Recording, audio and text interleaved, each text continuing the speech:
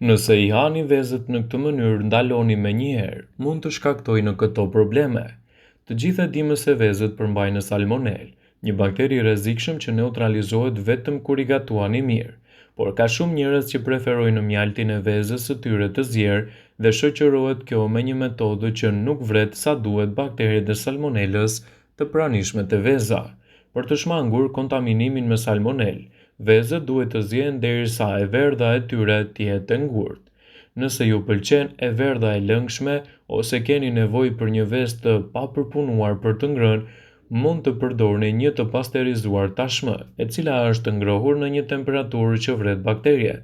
Nëse e gatuani vezën e pasterizuar vetëm derisa e verdha të jetë ende e lëngshme, ajo nuk do të arrijë një temperaturë mjaft të lartë për të vrarë të gjitha bakteriet, duke u vënë në rrezik të shtuar ndaj infeksioneve.